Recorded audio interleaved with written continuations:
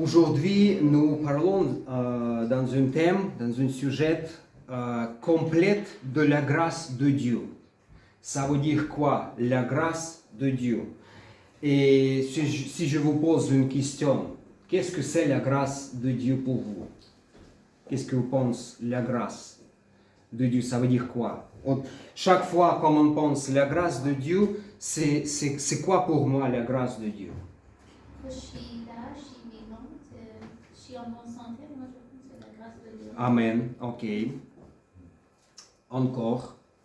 L'amour de Dieu. L'amour de Dieu, ok, oui, parce que c'est l'amour, vraiment, c'est sans fin, c'est... Oui, c'est la grâce de Dieu. Et par l'amour, Dieu a nous montré sa grâce de pardon. Le pardon, c'est la grâce de Dieu. Le pardon de tous nos péchés. Mais et chaque fois, comme les gens, ils pensent la grâce de Dieu, c'est quoi? Oui, c'est l'amour, c'est pardon, c'est santé, c'est l'argent, c'est travail, c'est toutes les bénédictions. C'est tout est bien. Dans nos vies, c'est la grâce de Dieu. Parce qu'on fait absolument rien pour tout ça. C'est vraiment la grâce de Dieu. Grâce à ça, l'amour. Mais ce n'est qu'une partie de la grâce. Pardon, l'amour, etc. Parce que la grâce, il a eu trois parties. C'est le pardon, l'amour, la discipline, c'est de nos côtés, et les promesses. De sa côté, du côté de Dieu, c'est le pardon. Il a monté sa grâce par pardonner nos péchés, par son amour. Et ses promesses, grâce à son pardon, la vie éternelle, etc. Mais au milieu de première et troisième, c'est discipline. C'est tout ce que nous devons faire dans nos vies. Et si nous lisons un exemple de prière, c'est juste un exemple de prière, Matthieu 6, verset 12, comme Jésus-Christ, au moment comme il était vivant dans la terre, il déjà donne un exemple pour les disciples et les gens qui lui écoutaient, parce que c'est sermon sur la montagne. Il a monté un exemple, pardonne-nous de prière, pardonne-nous nos offensés.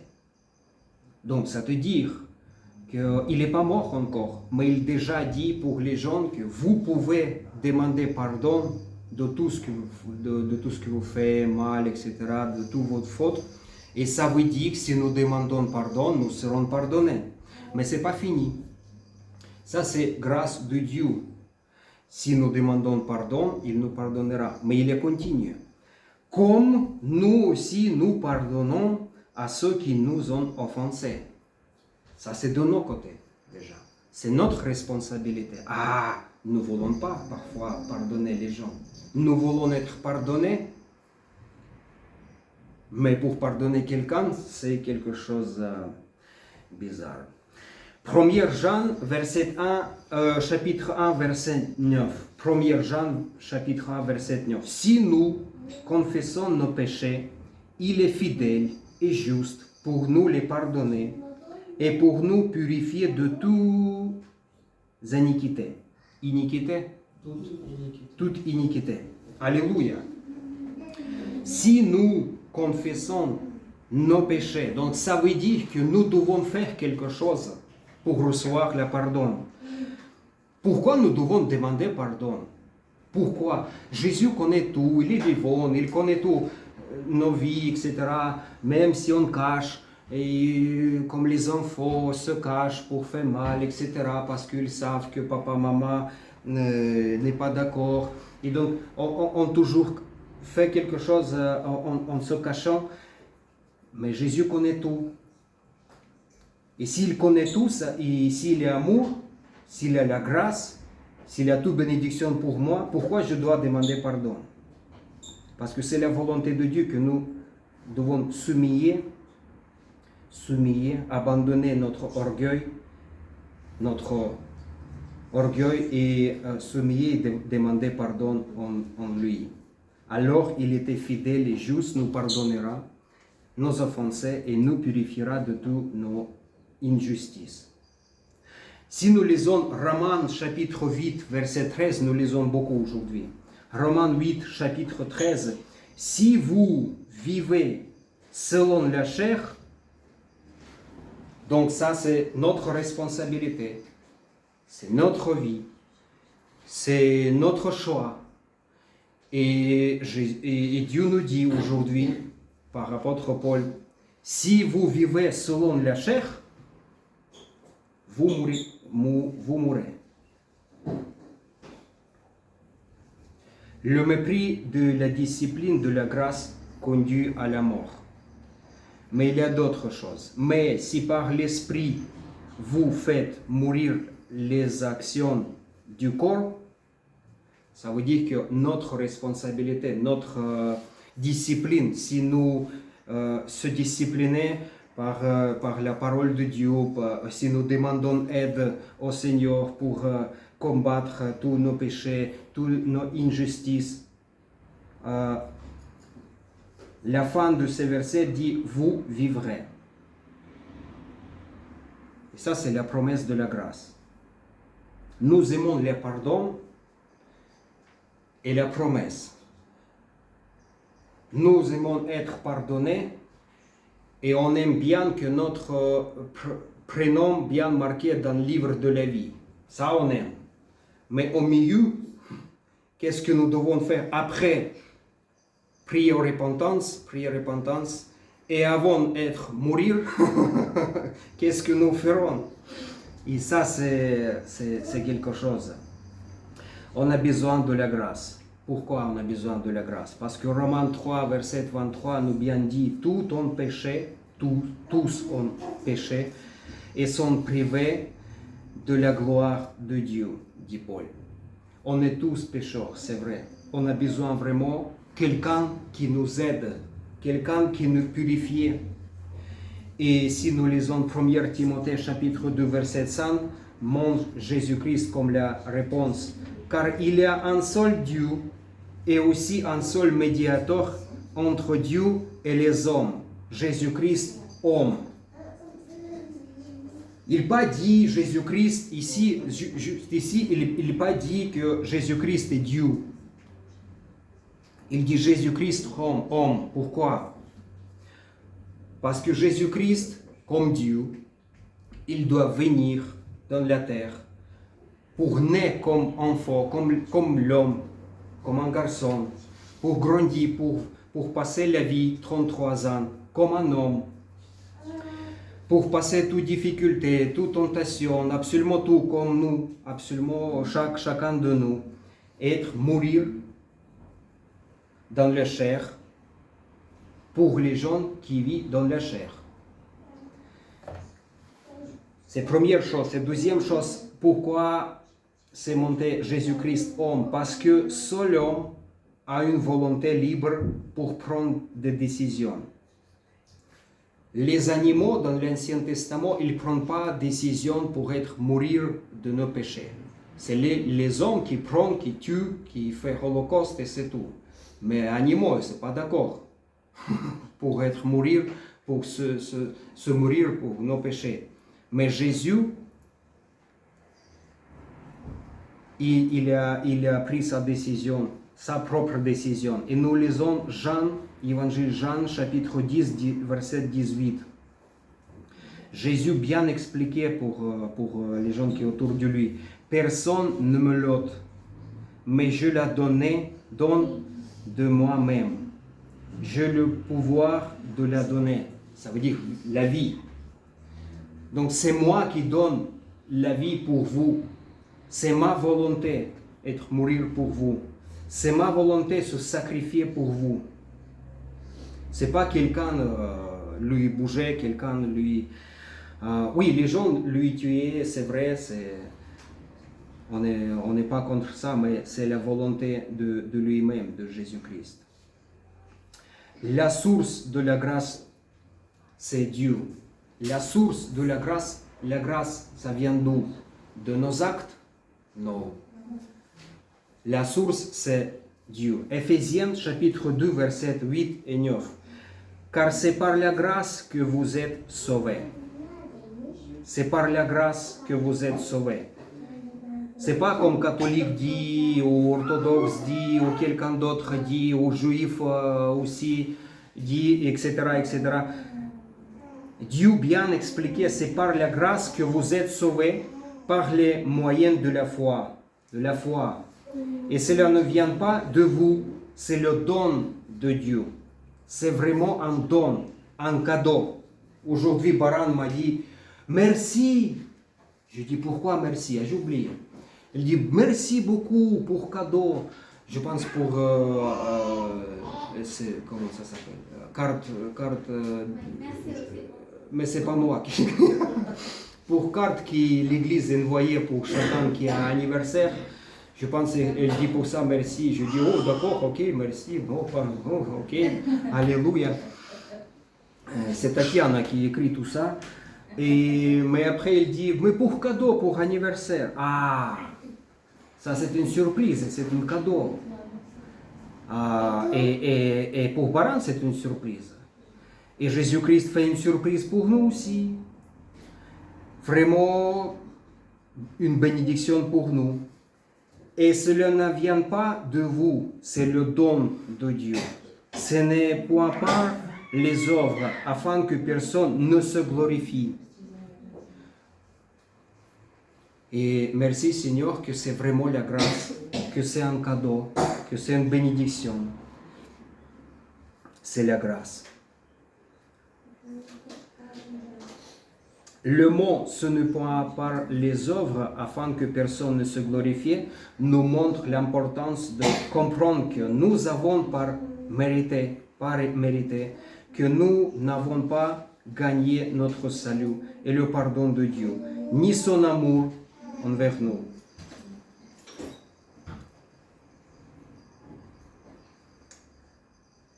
La grâce de Dieu, elle a un but.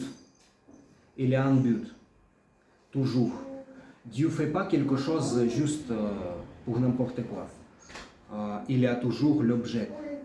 Et la grâce de Dieu, elle a l'objet. Lisons Colossiens chapitre 1, verset 21 à 23. Et vous, qui étiez autrefois étrangers, étrangers, ça veut dire quoi? Étrange. Donc quelqu'un qui est bizarre. Ah bon? Je suis étranger, ça veut dire que je suis bizarre.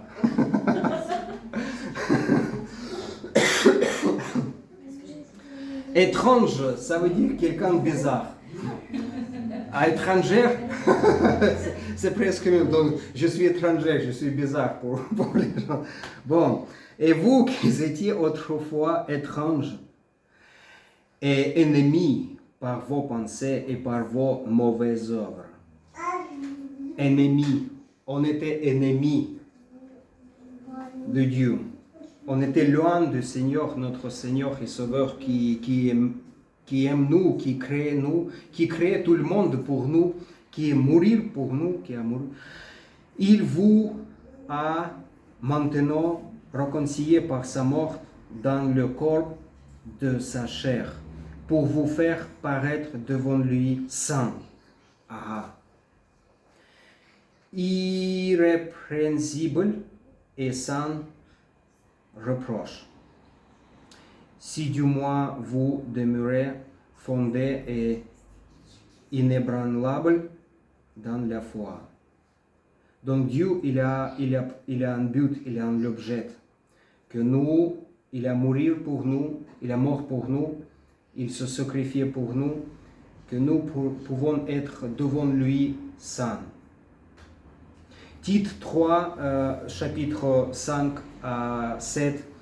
Il nous a sauvés non à cause des œuvres de justice que nous aurions faites, mais selon sa miséricorde par le baptême de la régénération et le renouvellement du Saint-Esprit. C'est pas baptême de l'eau, c'est baptême en Saint-Esprit, en Dieu, à la parole de Dieu, pour faire un renouvellement par son Saint-Esprit, pour renouveler nos pensées, renouveler nos caractères, renouveler nos vies absolument, nos actes. Verset 6. Qu'il a répandu sur nous avec abondance par Jésus-Christ notre Sauveur, afin que justifiés par sa grâce, nous devenions en espérance héritiers et de la vie éternelle. La grâce, un objet d'ouvrir l'accès au Père, de faire de nous des héritiers de la vie éternelle, de nous délivrer de toute iniquité et de se former un peuple qui lui appartient. Et nous devons faire quelque chose pour tout ça. Pour faire la volonté de Dieu, nous devons faire quelque chose. Ça, c'est après la repentance et avant d'être devant lui. Le résultat visible de l'acceptation de la grâce. Chaque fois qu'on se repentit, chaque fois qu'on prie, chaque fois qu'on demande pardon, normalement il y a un résultat de nos communications avec le Seigneur. Si nous avons donné notre cœur pour le Seigneur, il y a un résultat normalement.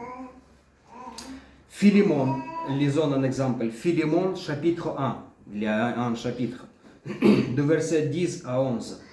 Mon enfant Onésime, c'est Paul écrit, mon enfant Onésime, que j'ai engendré, étant dans les chaînes, et a été autrefois inutile. Mais maintenant, il est utile à toi et à moi. Onésime, j'ai bien dit Onésime. Onésime, il était esclave de Philémon à l'époque. Il était esclave de Philémon.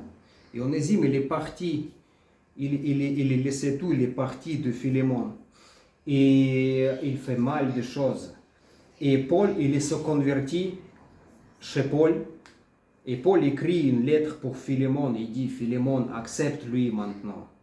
Accepte-lui, je te demande s'il te plaît, accepte-lui comme moi. Parce qu'avant, il était inutile. Mais maintenant, il est utile à toi et à moi. Pourquoi? Parce qu'il est devenu un frère. Et je te demande, Philémon, accepte-lui comme moi, comme frère, et voilà, en Jésus-Christ.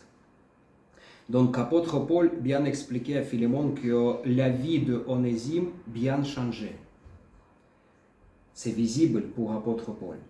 Si nous lisons deuxième exemple de changement de la vie, changement les actes, lisons les actes des apôtres, chapitre 9, du verset 10 à 16.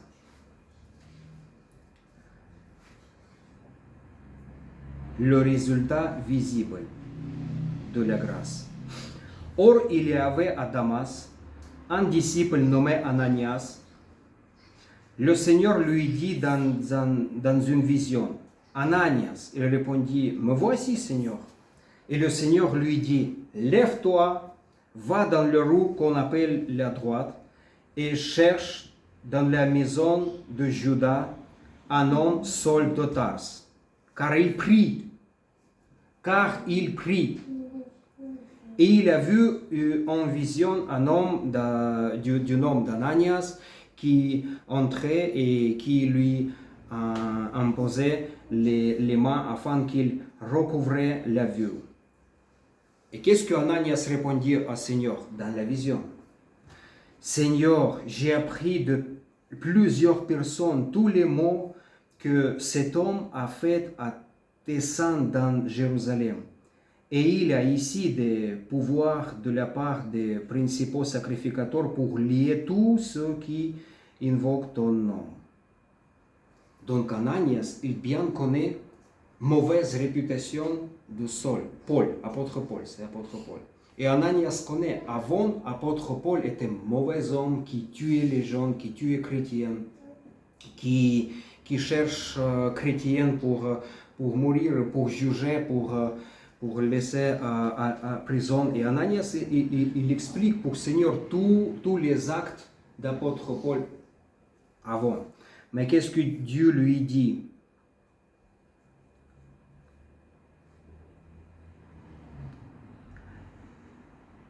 Verset 14, non, 15.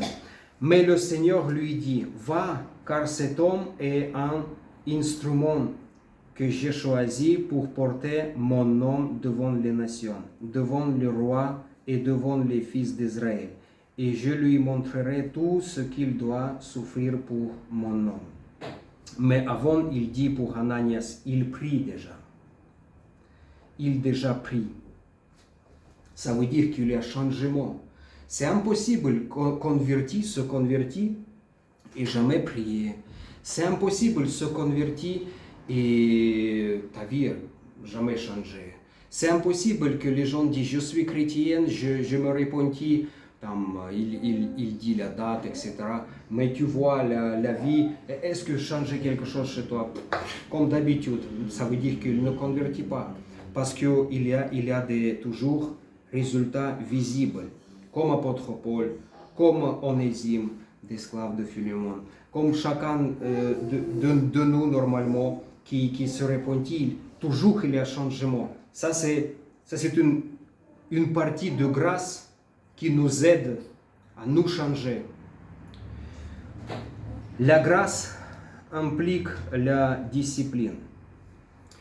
Tite, chapitre 2, du verset 11 à 12. Car la grâce de Dieu, source de salut pour tous les hommes, a été manifestée. Elle nous enseigne à renoncer à l'impiété et aux convoitises mondaines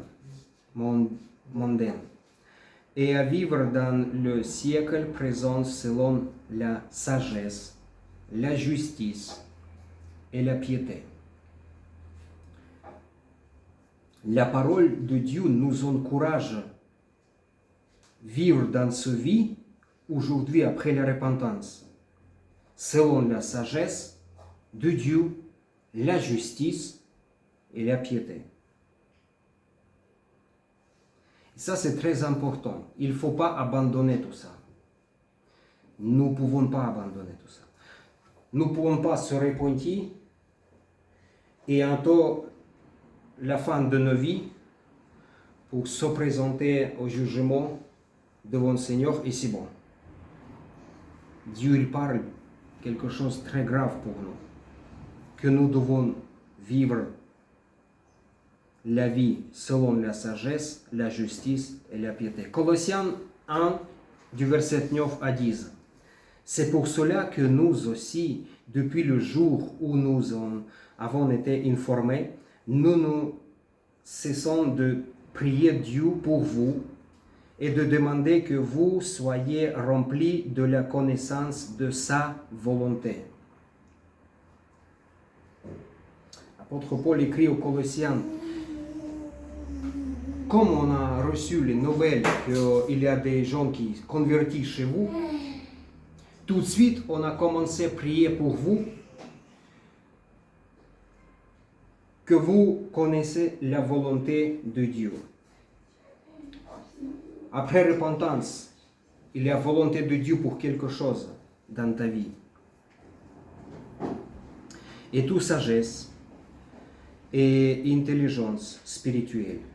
Verset 10. Pour marcher d'une manière digne du Seigneur et lui être entièrement agréable, portant des fruits en toutes sortes de bonnes œuvres et croissant par la connaissance de Dieu.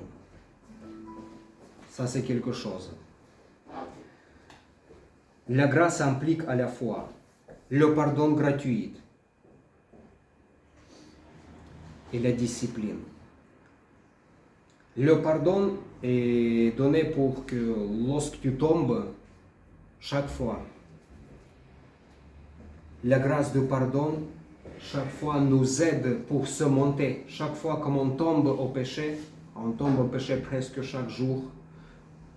Quelqu'un chaque jour. Écoute chaque jour. Je tombe une fois par semaine. Quelqu'un tombe une fois par mois. Donc, quelqu'un est plus saint. Voilà, je rigole. On tombe chaque jour. Et la grâce de pardon nous aide pour se monter et suivre le Seigneur. Mais une question que Dieu nous pose aujourd'hui, chaque fois que tu montes, ma grâce te monte pour que tu suives moi, continue à suivre moi. Mais tu continueras à suivre moi comment, avec quelle pensée? Ah, c'est pas grave, je vais tomber encore et Dieu me pardonnera. Ou tu comprends que Dieu te donne une chance encore. S'il te plaît, Seigneur, donne ta grâce pour moi, pour battre ce péché, je ne voulais pas être esclave de ce péché, s'il te plaît. Donne ta force, donne ta grâce, s'il te plaît, pour être forte spirituellement. Ça, c'est très important. La grâce a des délais. C'est une question sérieuse. Aujourd'hui, il y a des prédications, la parole de Dieu, que Dieu t'aime, que Jésus-Christ te pardonne, il est mort pour toi, il se sacrifiait pour toi, tu as vraiment il te propose une vie heureuse et l'éternel, voilà. Et 2 Corinthiens chapitre 6 verset 2, bien marqué, voici maintenant le temps favorable. Et nous vivons au temps favorable. Un moment béni, vraiment béni par le Seigneur. Voici maintenant, aujourd'hui, tout de suite, maintenant, ni demain, ni après-demain, maintenant, voici maintenant le temps favorable. Voici maintenant le jour du salut. Aujourd'hui, le jour du salut. Pourquoi la parole de Dieu dit aujourd'hui? Parce que nous ne savons pas quel jour Dieu viendra. Nous attendrons le deuxième retour de Jésus-Christ. Nous ne savons pas quel jour il viendra. Chaque jour, il y a prédication de la grâce, de la vraie vie. Parce que tu peux acheter la voiture ou peut-être ton chef dira, oh, à partir d'aujourd'hui, ton salaire va augmenter. Alléluia, tu es content? Oh, oui. Et on était content. Mais ce n'est pas vraiment vraie vie. Parce qu'en Jésus-Christ, nous pouvons vraiment être heureux, même si on est pauvre. Tite, chapitre 2, verset 11. Car la grâce de Dieu a été manifestée. Ça veut dire qu'elle a commencement, la grâce de Dieu, et la fin de grâce de Dieu. Car la grâce de Dieu a été manifestée, parce que Jésus-Christ est mort, c'est le Nouveau Testament, nouvelle époque, il est mort, et voilà, a été manifesté. Et l'évangile a commencé à partager par les païens, les juifs et absolument tout le monde. Mais il est à la fin de la grâce de Dieu. Ils lisent Apocalypse chapitre 22 de 11 à 12. Que celui qui est injuste, soit encore injuste. Que celui qui est souillé se souille encore. Et que le juste pratique encore la justice et que celui qui est saint se sanctifie encore. Ça veut dire, Dieu dit à tout le monde maintenant, si on te prêche l'évangile, que tu dois répondre, que tu dois corriger ta vie, tes pensées, quelque chose, parce que c'est pas, la parole de Dieu dit que c'est pas normal, mais les gens disent, c'est pas grave pour moi, qui es-tu pour moi, voilà, je suis libre, liberté, égalité, fraternité, je vis comme je veux, voilà, touche pas moi, la parole de Dieu c'est rien pour moi, je suis libre, je veux faire tout ce que je veux, voilà. Et l'Apocalypse dit bien, chapitre 22 de 11 à 12, que celui qui est injuste soit encore injuste. Bon, d'accord, si tu es d'accord vivre comme tu veux, et tu ne voulais pas accepter la parole de Dieu, continue. Continue. Mais qui le juste pratique encore la justice. Si tu es chrétien, si tu as accepté le Seigneur, continue à pratiquer ta parole, la parole de Dieu, la volonté de Dieu. Et verset 12, très important. Voici, Dieu dit, je viens bientôt. Seigneur dit, voici, je viens bientôt. Et ma rétribution est avec moi, pour rendre à chacun selon ce qu'est son œuvre. Dieu viendra et nous ne savons pas quand. Et si les gens ils s'opposent pour la volonté de Dieu, il dit bon d'accord, ok, c'est votre choix. C'est pas ma choix, c'est votre choix. Vous ne voulez pas se discipliner, s'humilier devant la parole de Dieu, ok. Nous savons la parabole de 10 vierges. Vierges, oui, de 10 vierges. Tout le monde est dehors et après il se réveille. Voilà, et il y a des flammes qui toujours marchent bien. Il y a des gens des filles qui ne marchent bien. Bon, voilà, vous savez tout cette parabole. Et c'est une parabole pour nous aussi, parce que nous ne savons pas quand Jésus-Christ viendra. Matthieu chapitre 25 du verset 12 à 13. Mais il répondit, je vous le dis en vérité, je ne vous connais pas. Veillez donc, puisque vous ne savez ni le jour ni l'heure. Il ne faut pas retarder la repentance. La repentance pour prier au Seigneur. Il ne faut pas retarder. Aujourd'hui, le jour est bon. Aujourd'hui, le jour du salut. Et lisons Matthieu 24, de 36 à 42. Pour ce qui est du jour et de l'heure, personne ne le sait. Personne. Ni les anges des cieux, ni les fils, mais le Père seul. Même Jésus-Christ ne sait pas. Même Jésus-Christ ne sait pas. Ni le Fils, mais le Père seul. Ce qui arriva du temps de Noé arrivera de même à l'avènement du Fils de l'homme. Car dans le jour qui précédèrent de déluge, les hommes mangent et buvaient, se mariaient et mariaient leurs enfants jusqu'au jour où Noé entra dans l'arche. Ils ne se doutèrent de rien jusqu'à ce que le déluge et les emportant tous. Il en sera de même à l'avènement du Fils de l'homme. Alors, de deux hommes qui seront dans une chambre, l'un sera pris et l'autre laissé. De deux femmes qui moudront la moule, l'une sera prise et l'autre laissée. Veillez donc, puisque vous ne savez pas quel jour votre Seigneur viendra. Arrête de dormir. Il faut faire quelque chose au Seigneur.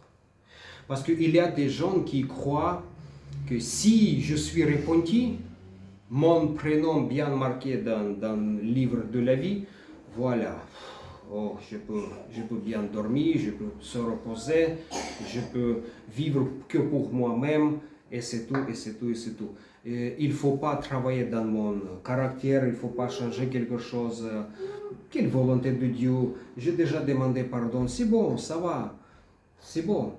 Je suis libre maintenant, et plus heureux. Il m'a lavé, je suis propre, je suis saint. Séparation de Dieu. Matthieu chapitre 25 de 31 à 46. Lorsque le Fils de l'homme viendra dans sa gloire avec tous les anges, il s'assiera sur le trône de sa gloire. Toutes les nations seront assemblées devant lui. Il séparera les uns d'avec les autres, comme le berger sépare les brebis d'avec le bouc. Et il mettra les brebis à sa droite et les boucs à sa gauche. Alors le roi dira à ceux qui seront à sa gloire. Venez, vous qui êtes bénis de mon Père. Prenez position du royaume qui vous a été préparé de la fondation du monde. Car j'ai eu faim et vous m'avez donné à manger, etc., etc., etc. Il a commencé à dire les actes, les œuvres, les actes. On a beaucoup de témoignages dans la vie de chrétiens que les gens avant son repentance étaient mauvaises, il était égoïste, il pense que pour lui-même, il jamais donnait les offrandes pour quelqu'un, il jamais fait quelque chose bien pour les gens, il vit que pour lui-même, mais après la repentance, paf, il a changé. Il va à l'hôpital pour prier pour quelqu'un, il donne la nourriture pour les gens, il fait ministère pour les gens, pour aider quelqu'un, etc., etc. Et Dieu écrit tout ça, Dieu bien expliqué toute cette œuvre. Et les gens diront, quand t'avons-nous vu malade ou en prison et sommes-nous allés vers toi? Et le roi leur répondra, je vous le dis en vérité, toutes les fois que vous avez fait ces choses à l'un de ces plus petits de mes frères, c'est à moi que vous les avez faites. Et ensuite, il dira presque même chose à l'autre côté, qui était à gauche. Ensuite, il dira à ceux qui seront à sa gauche, retirez-vous de moi, maudite. Allez dans le feu éternel qui a été préparé pour les diables et pour ses anges.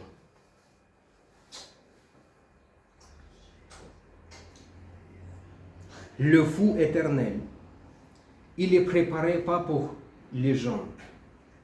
Parce que les gens, le peuple, toi et les autres, même qui n'ont pas cru au Seigneur, c'est une création de Dieu. Il nous aime beaucoup, il est mort pour nous. Mais le feu éternel était préparé que pour les diables et pour ses anges, mais pas pour les hommes. Mais à cause de nous avons possibilité à choisir mauvaise et bonne, bonne et mauvaise, la volonté de Dieu ou ma volonté propre. À cause de ça, enfin, nous serons jugés, ou soit pour la vie éternelle, soit pour le feu éternel. Et à la fin, je vais lire dernier sujet de Deutéronome, chapitre 30, de 19 à 20. Je prends aujourd'hui à témoin contre vous le ciel et la terre. J'ai mis devant toi la vie et la mort. La vie et la mort. Dieu nous bien expliqué absolument tout. Il ne cache pas information. Parce qu'il y a des gens qui croient aux prophéties, de mathématiques, il choisit les formules pour comprendre les prophètes de Nostradamus ou des autres, etc. Oh, ça veut dire ceci, cela. On a une semaine passée, un an passé pour comprendre qu'est-ce que sa prophétie le dit. Dieu bien expliqué, bien clair. Absolument tout pour nous. Il ne cache pas l'information parce qu'il nous aime. Il ne voulait pas que les gens, sa création, va mourir au feu d'éternel. Il nous dit, j'ai mis devant toi la vie et la mort, la bénédiction et la malédiction. Choisis la vie parce que tu as choisi. Les animaux, ils ne peuvent pas choisir. Afin que tu vives, toi et ta postérité. Pour aimer l'Éternel, nous vivons. Pourquoi? Pour aimer l'Éternel, notre Dieu, ton Dieu, pour obéir à sa voix et pour t'attacher à lui. Car de cela dépendent ta vie et la prolongation de tes jours. Alléluia. Nous pouvons avoir vraiment la vie et prolongation de nos jours si nous attacherons avec le Seigneur, si nous cherchons sa volonté, si chaque fois nous demandons Dieu, s'il te plaît, dis-moi qu'est-ce que tu penses si je vais choisir ce choix. Et Dieu nous donnera réponse. Et si nous suivrons lui, nous aurons la bénédiction dans nos vies. Chacun qui est drogué, qui est alcoolique, qui est toxicomane, etc., ou quelqu'un est voleur, criminel, etc., il ne vit pas beaucoup. Et en plus, il ne vit pas, parce que ce n'est pas la vie. C'est une mauvaise vie, vraiment mauvaise vie, mais c'est sa choix. Mais parfois, les gens disent, où est Dieu? Pourquoi je vis comme ça? Où est Dieu? Ce n'est pas Dieu qui a choisi la vie pour toi comme ça. C'est toi qui as choisi la vie. Et aujourd'hui, Dieu nous dit, voilà, devant toi, la vie et la mort, bénédiction et malédiction. Mais choisis la vie, toujours Seigneur dit. Choisis la vie, choisis ma volonté.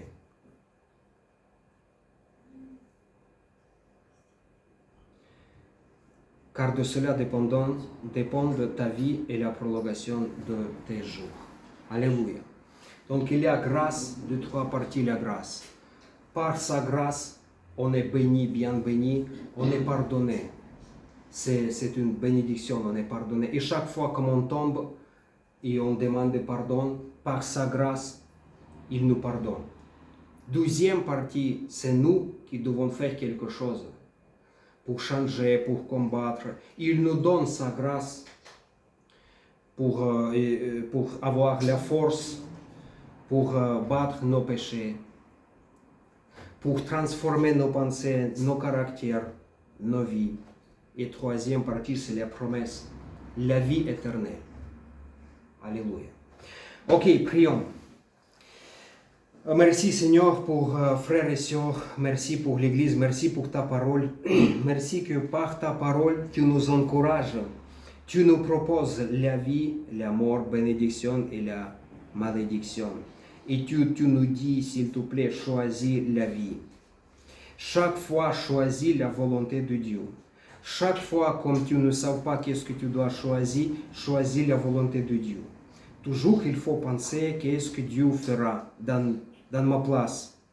Et je te prie, s'il te plaît, bénis-nous, encourage-nous pour suivre toi. Si quelqu'un est tombé, si quelqu'un ne peut pas se monter, il est déjà faible, il a perdu la force spirituelle, s'il te plaît, encourage les gens. Encouragez mes frères et sœurs, donne ta force et spirituelle, qu'il peut se lever et suivre toi, prendre sa croix et suivre toi jusqu'au bout. Pour bénir s'il te plaît nous l'Église, que nous ferons ta volonté. Au nom de Jésus-Christ. Amen. Amen. Amen.